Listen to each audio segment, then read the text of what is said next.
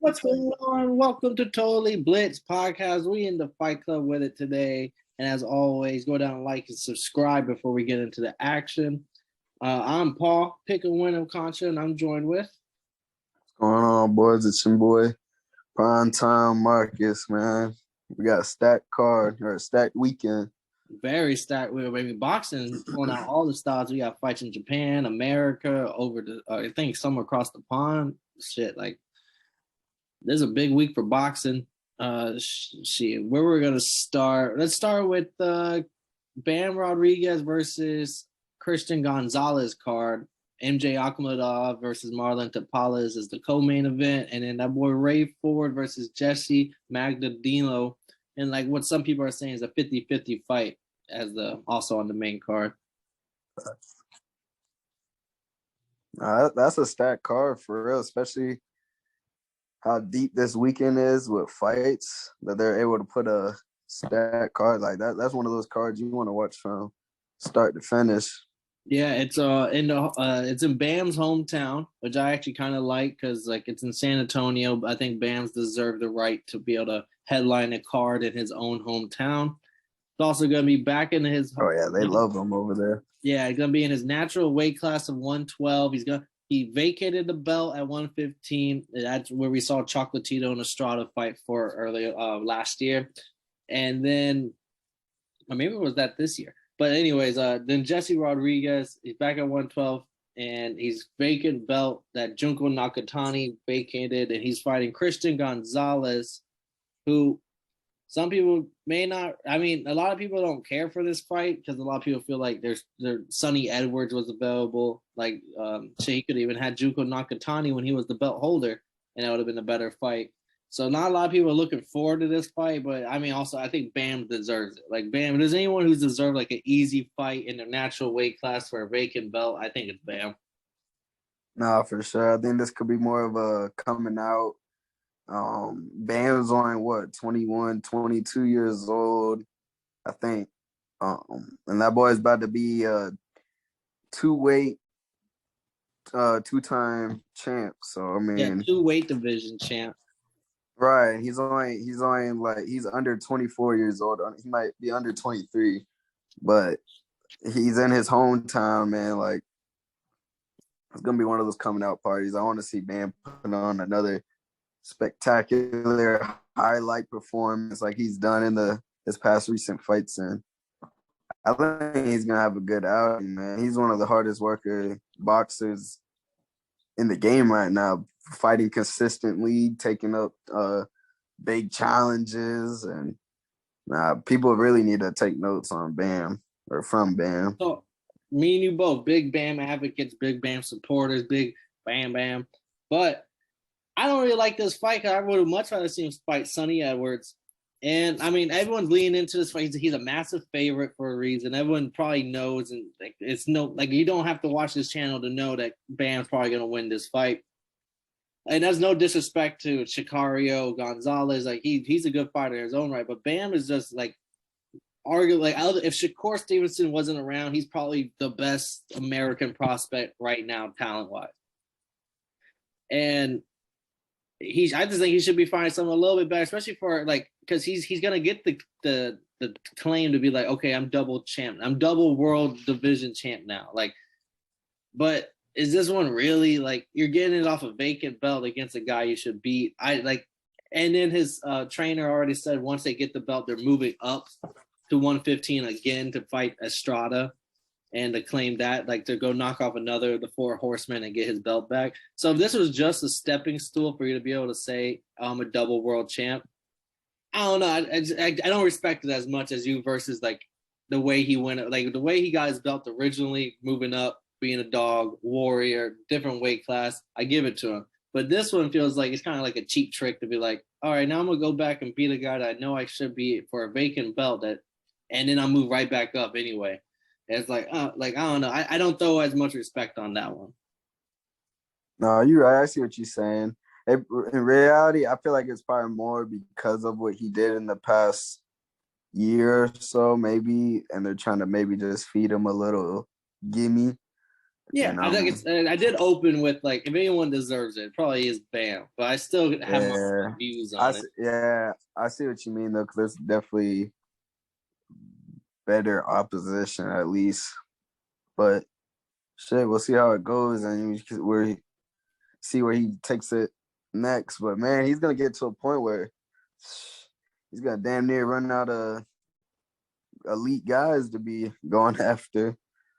Yeah, especially these small weight classes. Also, the small weight classes are fun because it's usually young talent that takes over. So, like, all it takes is another 22-year-old to kind of just come in off a hot run to make a name for themselves. Because he's been knocking off the old head. And the thing about Bam, his power can carry when he jumps weight up to like 15, and when he can go up or like higher than, if he goes higher than that, his power and his boxing ability, I feel like will help translate. Him. Yeah. And so we're both on Bam there. I mean, no surprise, big favorite. But as our boy, shout out Jesse Bam Rodriguez. Co-main event, MJ Akhmadaliev versus Marlon Tapales. MJ Akhmadaliev is like, at one point, people thought was the best 122er in the world. He unified the belt, 8 fights into his career, was unified champion, fastest since like the Muhammad Ali era. Uzbekistanian bronze medalist, same division that Shakur got silver medalist at. So like to show the type of comp he was fighting. And at 2016 Rio Olympics, like Uzbek went out and showcased like they may be legit one of the top 3 amateur styles in the world all of a sudden. And it was him and someone else who was on the card, Israel Majmarov, these Uzbeks, they came in hot 2016, kind of cooled off since. Because now everyone's talking about, oh, this is Fulton's division. People are even saying if Fulton's 1A, anyways 1B. And this ain't even his, like, he just joined the division. So like for the unified champ that was once hot shit to now just kind of be looked over and like, oh, this guy, like he's no longer even talks of being the best. But I mean, it also is part of his fault because 4 title defenses, 3 are mandatories, showcasing that you're not trying to go get the best fights. You're being forced to take fighters. Also could be Eddie Hearn's fault. We all know Eddie Hearn isn't the best at, like, if he doesn't think his guy will win, he's not going to make him fights. So I don't know. I would like to see MJ kind of right his wrongs here, get a good win over a solid, crafty fighter, but and Tapales, who is older. He started off at 106. He's one of them Philippine styles that start off small, and as they get older, always just move up, move up, move up. He's crafty, southpaw, got heavy hands. And one thing I did as I was learning about him enjoy is that, like, when he takes a shot, like, he's willing to take a shot to land a shot. Like, he's one of those Philippine styles. So, fun fighter. MJ should style on him, but we also seen MJ come, like, MJ broke his hand against Ronnie Rios, still styled on him in his last fight, but then that was back in July. It's almost been a full year. His hand was broken, but then there was pictures of him on the beach, hand fine, and him fat. So people are like, is he really taking it seriously? Like, is MJ? MJ was fat. Yeah, so like a lot of people are like now wondering about his mentality. Like, is he taking it serious? Like, what happened to all that rah Uzbek style in the 2016 Rio? Like, what happened to all that with MJ Akhmadaliev? Like, maybe you can answer the question. I want to see how you view this fight, but only been kind of silent. So MJ's last fight, you said it was in July and he broke his hand? Against Ronnie Rios. He was the co-main event. I can tell you real quick who he was co-main eventing on, because it was another card that we covered. Yeah. He co-main event on the Bam Rungvisai card. Oh, okay. And he got the 12th round body shot KO win with the broken hand. That's what I say. He styled on him. But the fight before that in 2020 against Jose Vasquez. Vasquez was a very, very lesser competition, and it kind of went all 12 rounds. And there were some moments where he was getting hit in certain, like he was taking damage in certain spots. So like people are just like, how serious he went from unifying against Danny Roman, fast as ever since Muhammad Ali, to now like the third fiddle at the weight class. it's gonna be kind of hard to battle them top two guys until the dust settles at least. But I think MJ can have a bounce back performance. I think he could maybe that layoff helped him get that. But I mean, I don't know, man. You telling me dude was fat on the beach. Dude So was it's fat, kind of greedy hard. belly, as Usyk would call him. Greedy belly. I mean, so it's hard, but I mean, I would like to see MJ come out and do a classic MJ performance. Try to throw his name back in the hat into the mix with fucking the top dogs. But you know, it's gonna be hard until the dust settles with them. But MJ is still an elite fighter at that weight class. I mean, unless he shows me something different, I still think he's one of the top guys that needs to be consistent and fighting bigger names. And I don't know. Full title I'm trying to. defenses, 3 mandatories. Like he's not trying. It doesn't seem like he's trying to get the big name. That's what a lot of people issue with him. It's because skill wise, Yeah, he's shown he can box with the best of them. yeah.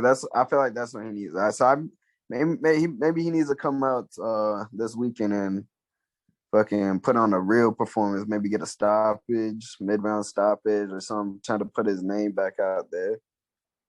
Because But how old is he again? He's not that old, but I'll tell you 1 second. He is 28 years old. Oh, okay, yeah, he's not old at all. Anyway, because when Anyway was coming up to the weight class, everyone and their mother knew that he was immediately fighting for a title. There was no question in anyone's mind when Anyway moved up. The title fight is the number one thing he's looking for. Fulton, front line and center. Give me that. Come here. Come over here anyway. You want to fight in Japan? Don't matter. Let's do it. Andrew Akhmadaliev and Eddie Hearn were fucking on mute. That's what like everyone's like. And then afterwards, the fight actually gets made, and then they come out. Oh, we would have fought anyway, bro. Like you don't act like this. I don't know. I'm not. They're showing themselves as some clowns right now. Like if you really think you're. No, they definitely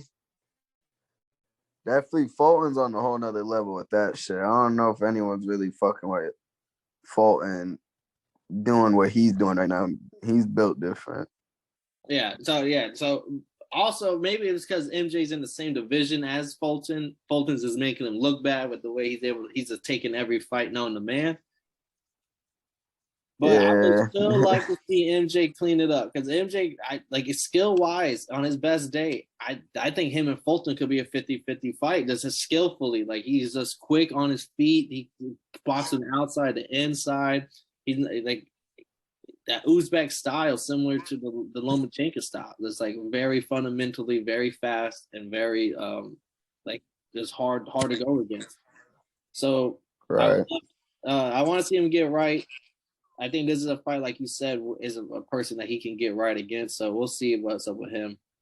And then our last fight we're going to talk about on this card before we jump over to the other card: Ray Ford versus Jesse Magdaleno. I mean, this is the odds don't say it's 50-50. Ray Ford is a slight favorite here, but I mean, it's minus 300 plus 200. Odds are very close still. Ray Ford 13-0-1, got the one draw. Jesse Magdaleno 29-1, former world champion in his own right. What's up? Doesn't Raven doesn't he have a loss? I think 13-0-1. I think he got a draw. I'll double check for you. I thought he was 13-1-1. 13-0-1, and the draw was a split decision against Aaron Perez. Back in 2021. Okay. And then, but Jesse, former world champion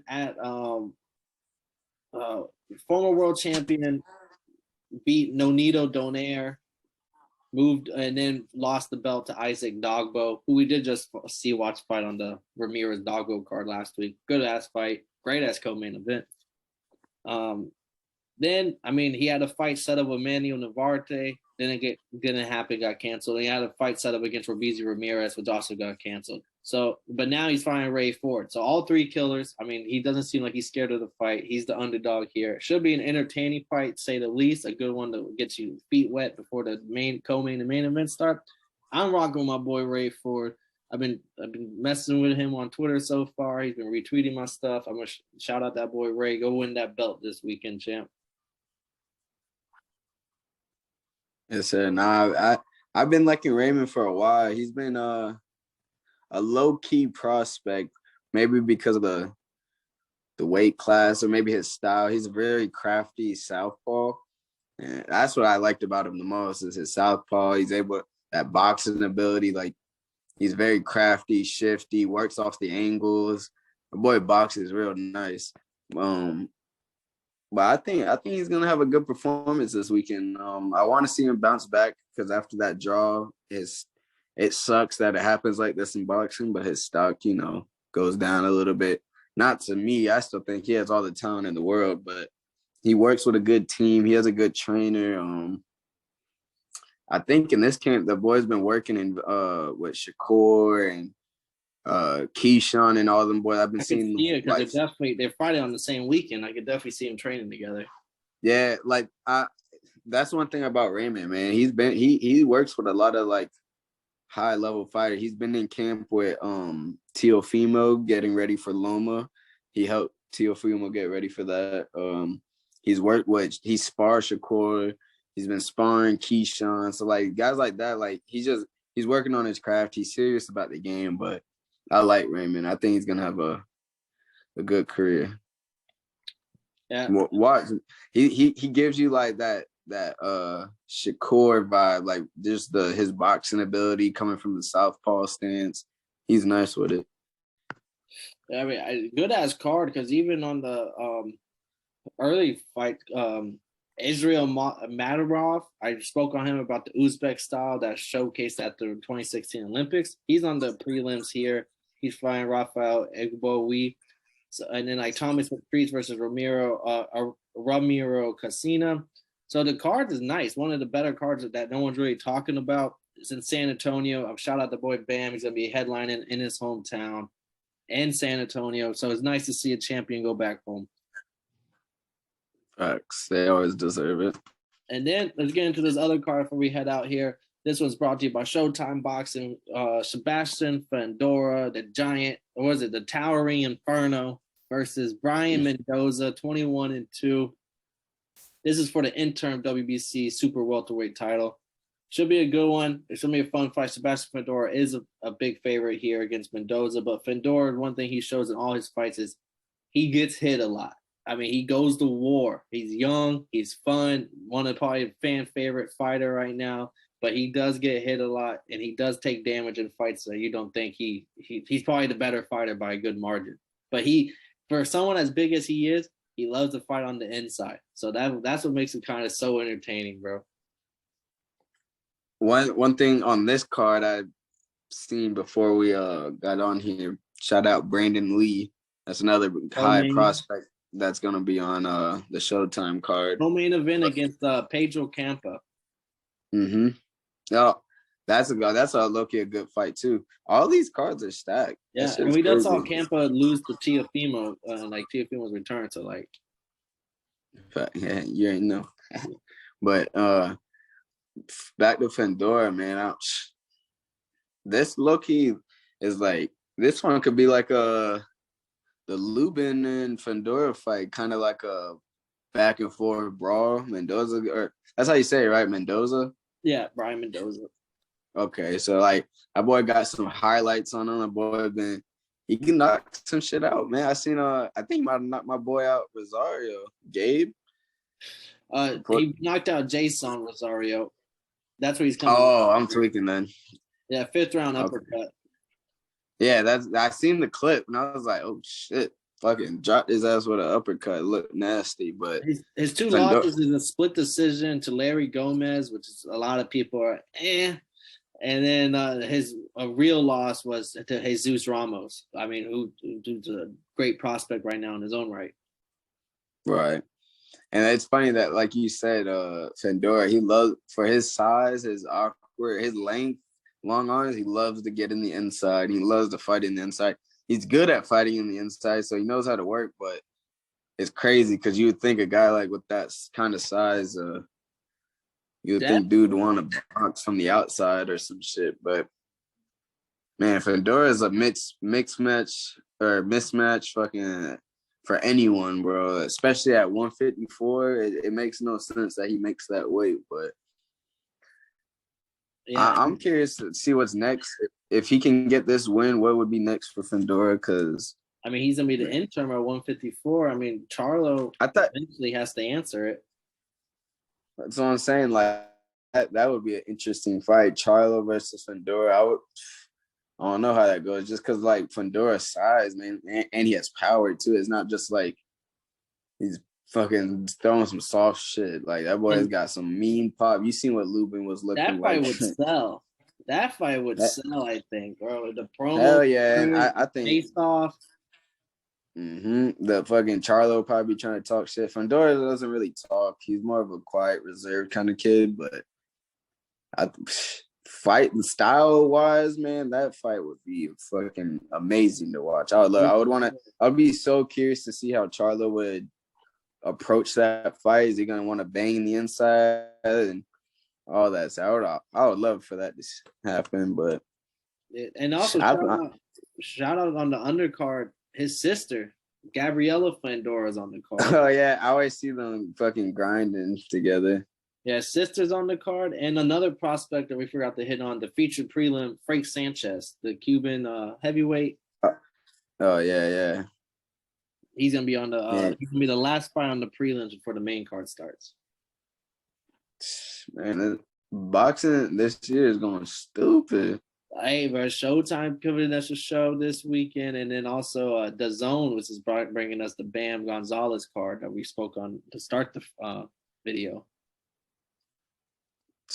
Yeah, man, stack cards, but definitely tune in.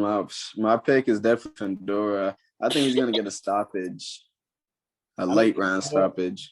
I like Fundora in decision just because Mendoza doesn't get knocked out, so and like Fundora can I mean, ask Lubin in his swollen ass face. Like Fundora got some bricks in them hands sometimes. So, but I don't know. I just like Mendoza to get right back up if he gets knocked down. I definitely see this going. This might be like the fight of the night. Out of all the fights that are going on, it might be kind of hard. There's gonna be a lot of good fights this weekend, but like this is definitely gonna be the one that I'm gonna be tuned in. It's a banger. It's a war. Nah, for real.